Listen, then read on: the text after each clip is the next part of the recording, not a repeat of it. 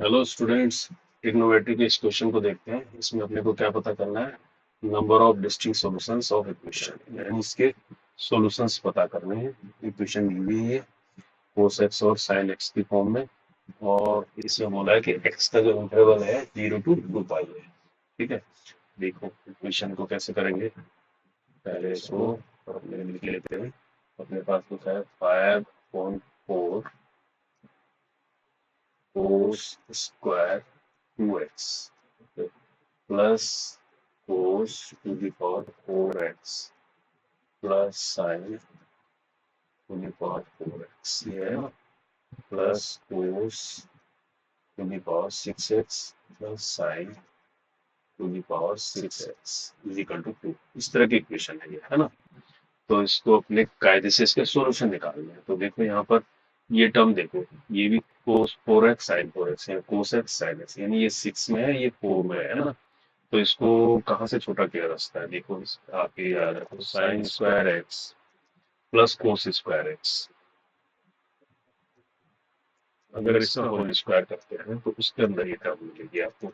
ये आ जाएगा sine 4x plus cos 4x plus 2 sine square x और कोस स्क्वायर एक्स। आएगा नहीं आएगा ये? तो इसके अंदर ये टर्म आ रही है, तो यानी ये टर्म निकालने के लिए मैं इसको इधर ले जा दूंगा। लेकिन यहाँ एक चीज देखो, ये क्या है? 1, है ना।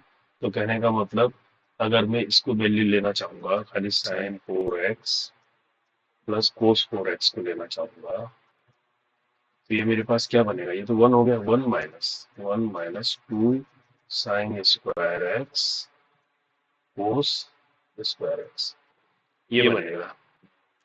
समझ गए ना? समझ गए। ठीक इसी तरह से कोस 6 प्लस साइन एक्स को देखते हैं, तो ये क्या चीज होगा? तो ये साइन स्क्वायर एक्स प्लस कोस स्क्वायर एक्स का अगर क्यूब करूंगा मैं, तो उसके अंदर ये टर्म आएगी, यानी a प्लस बी का क्यूब। a प्लस बी का क्यूब क्या होता है मालूम है? ये फार्मूला होता है a प्लस बी का क्यूब।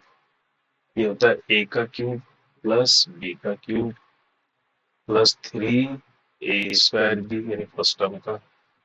थर्ड होता है थर्ड b² a, इस तरह का होता है ये। ठीक है, तो इसको मैं यहाँ लगाता हूँ, तो a क्यूब यानी फर्स्ट टर्म का क्यूब होगा साइन स्क्वायर का, है क्यूब हो गया तो 6x हो जाएगा, plus cos to the power 6x हो जाएगा ये, प्लस 3a² यानी साइन स्क्वायर का भी स्क्वायर तो 4x, और ये कोस स्क्वायर एक्स। अगली वाली टर्म क्या हो जाएगी? 3b² यानी कोस वाले का, कोस 4x हो जाएगा, और ये साइन स्क्वायर एक्स हो जाएगा। ये आ जाएगा ये। ठीक है, अब यहाँ पर देखो, ये तो 1 हो गया, हमें ये चाहिए, है ना। और यहाँ पर देखो, ये लास्ट वाला टर्म है, इसको थोड़ा सा और लिखना चाहो तो ये देखो क्या बनता है, sine square x plus cos, sorry sine square नहीं, ये 6 है ना, sine to the power 6x cos to the power 6x। इसमें हम कॉमन ले सकते हैं 3 साइन स्क्वायर एक्स और कोस स्क्वायर एक्स को कॉमन ले लो, तो इससे क्या मिलेगा अंदर? खाली साइन स्क्वायर एक्स बचेगी फर्स्ट टर्म, और ये वाली टर्म में क्या बचेगा? खाली कोस स्क्वायर एक्स बचेगा। ये भी क्या होता है? 1, है ना, और इधर भी हो गया 1, है ना। तो हमें चाहिए ये, तो यहाँ भी 1 हो गया और यहाँ भी 1 हो गया।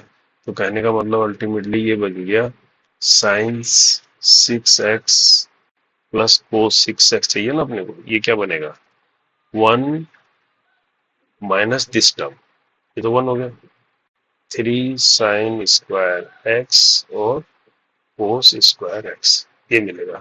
ठीक है, ये भी मिल गई मेरे को और ये भी मिल गई, है ना। तो अब मैं इसमें कर दूंगा, इक्वेशन नंबर 1 में इनकी वैल्यू रखता हूँ। तो फ्रॉम इक्वेशन 1, तो ये क्या बनेगा? 5/4 कोस स्क्वायर 2x, है ना। अब इसकी जगह क्या आ जाएगा? Plus 1 minus 2 sine square x और कोस स्क्वायर एक्स आ जाएगा, और जो साइन 6 है कोस एक्स है उसकी जगह क्या आ जाएगा? Plus 1 minus 3 sine square x और cos square x equal to है 2। देखो इस 2 से तो ये कट जाएगा, इधर ये भी कट जाएगा, ये भी कट जाएगा, है ना। और यहाँ -2 साइन स्क्वायर एक्स है -3, तो ये 5 हो जाएगा। तो कहने का मतलब अल्टीमेटली क्या बनेगा, 5/4 cos square 2x -5 sine square x और cos square x equal to 0, ऐसा बन जाएगा। ठीक है, अब इसमें क्या है, 5 कॉमन लोगे तो 5 तो कट जाएगा दूसरी तरफ जाके, जीरो दूसरी तरफ 0 है, यानी ये 4 एलसीएम ले लो, कहने का मतलब ये है। तो ये बचेगा cos square 2x -4 sine square x cos square x equal to 0 बचेगा। अब ये सेकंड वाली टर्म देखो, कोस स्क्वायर 2x, ये क्या है, 2 साइन एक्स कोस एक्स का होल स्क्वायर है, यानी साइन 2x का होल स्क्वायर है ना। तो इसका मतलब ये बन गई sine square 2x equal to 0।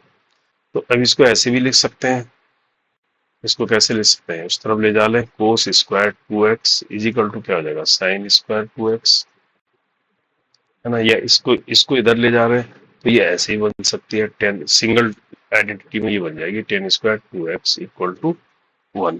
बनेगी नहीं बनेगी, है ना, यहाँ तक तो कोई डाउट नहीं है। अब 10 स्क्वायर खत्म करेंगे हम, तो 10 2x लिखेंगे, 10 2x लिखेंगे तो प्लस माइनस 1 आ जाएगा, क्योंकि 1 का अंडर रूट तो 1 ही आता है, सॉरी 10 2x रहेगा ना ये, 10 2x। अब एक बार प्लस ले लो, +1 ले लेते हैं, प्लस ले लेते हैं, तो 10 2x इज इक्वल टू क्या हो जाएगा, 1। तो ये क्या होता है, 10π/4। तो इसका जनरल सॉल्यूशन, हमने तो सॉल्यूशन निकालने ना, जनरल सॉल्यूशन क्या हो जाएगा, 2x is equal to nπ + π/4, यही तो होगा, है ना। अब हमारे पास क्या है, x की जो रेंज क्या है, x की जो रेंज है वो क्या है, 0 to 2π, ये तो रेंज दी है। x की जो रेंज है वो 0 से 2π के बीच दी है, बोलता है x जो है 0 से 2π के बीच वेरी करेगा, ऐसे दिया हुआ है। अब इसमें देखो x निकालते हैं पहले इसको, तो nπ/2 + π/8 कर सकते हैं इसको। अब एक बार n इक्वल टू 0 रख के देखो, तो n इज इक्वल टू 0 रख के x की वैल्यू कितनी आएगी, π/8 आएगी, आएगी नहीं आएगी। अब n इज इक्वल टू 1 रखता हूं, तो ये क्या आ जाएगा, π/2 + π/8, तो वो कितना आ जाएगा, ये आ जाएगा कितना, π/2 + π/8, 8 एलसीएम लूंगा तो 4π 5π/8 कितना आ जाएगा, 5π/8 आ जाएगा। तो ये आ जाएगा x इज इक्वल टू आ जाएगा 5π/8, आ जाएगा नहीं आ जाएगा।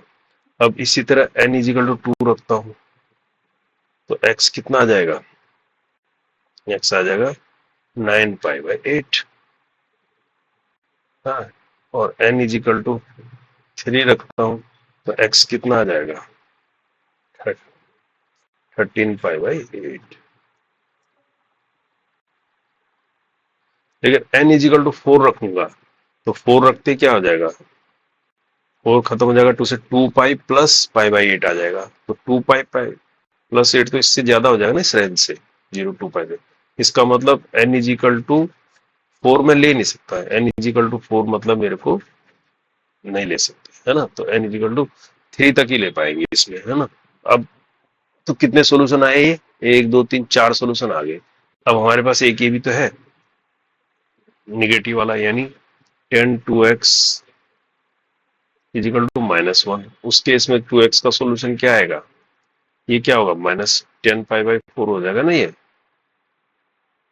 है ना, या 10 -π/4 एक ही बात है ना। तो 2x इज इक्वल टू आ जाएगा nπ, इसकी जगह आ गया -π/4, है ना। तो x इज इक्वल टू क्या निकला, nπ/2 - π/8। अब इसमें देखो रख के एन को अगर 0 रखते हैं तो ये क्या आता है -π/8, वो तो 0 से बाहर हो जाएगा, उस रेंज से बाहर है। अब n इजिकल टू 1 रखते हैं, यहाँ पर n इजिकल टू 1 से शुरू होगा, तो x की वैल्यू क्या आएगी, n इजिकल टू 1 रखने में x की वैल्यू क्या आती है इसमें, देख लो, ये π/2 हो जाएगा, ये -π/8, तो ये हो जाएगा कितना 3π/8 हो जाएगा ये, तो x इजिकल टू कितना आ जाएगा 3π/8 आ जाएगा। इसी तरह n इजिकल टू 2 रखूंगा तो इस केस में कितना आ जाएगा, x इजिकल टू मेरा आ जाएगा कितना 7π/8 आ जाएगा। अब n इजिकल टू 3 रखूंगा तो x इजिकल टू कितना आ जाएगा 11π/8 आ जाएगा। और n इजिकल टू 4 रखता हूं तो x कितना आ जाएगा, ये आ जाएगा 15π/8, है ना। अब n इजिकल टू अगर 5 रखता हूं, n इजिकल टू 5 रखता हूं तो 5π हो जाएगा ना, सॉरी ये 5π/2, यानी ये देख लो n इजिकल टू 5 रखने में क्या होता है, n इजिकल टू 5 रखने में ये होता है 5π/2 -π/8, है ना।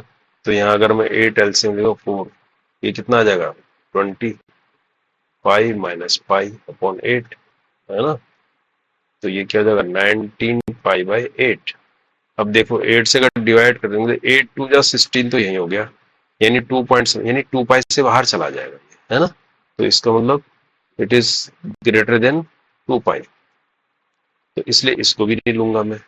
तो इसका मतलब मेरा सोल्यूशन n इजिकल टू 4 तक ही होंगे, समझ गए ना, समझ गए। तो इसका मतलब टोटल सोल्यूशन कितने हो गए मेरे पास 4 तब हो गए, और 4 नीचे हो गए, है ना। तो टोटल सोल्यूशन हो गए 8। तो हमें सोल्यूशन ही तो बताने हैं, टोटल सोल्यूशन कितने हो गए 8, यही आंसर है इसका, है ना। अगर सोल्यूशन पूछे कि भाई अलग अलग से सोल्यूशन बताओ तो कौन कौन से हो गए सोल्यूशन, सोल्यूशन तो ये हो गए π/8 हो गया, फिर 3π/8 हो गया, है ना, और ऊपर से 5π/8 हो गया, फिर 7π/8 हो गया, फिर 9π/8 हो गया, ये तो आ रहे हैं, फिर 11π/8 हो गया, और 13π/8 हो गया, और कितना हो गया 15π/8 हो गया। तो टोटल कितने सोल्यूशन हो गए 1 2 3 4 5 6 7 8, तो ये सोल्यूशन हो गए, ये तो नंबर ऑफ सोल्यूशन हो गया, और ये सोल्यूशन कोई पूछे तो ये हो गया। तो अपने तो को तो क्या पूछा है, खाली नंबर ऑफ सोल्यूशंस पूछा है, तो नंबर ऑफ सोल्यूशंस कितने हो गए 8 हो गए, यानी सेकंड वाला आंसर हो गया बी। ओके।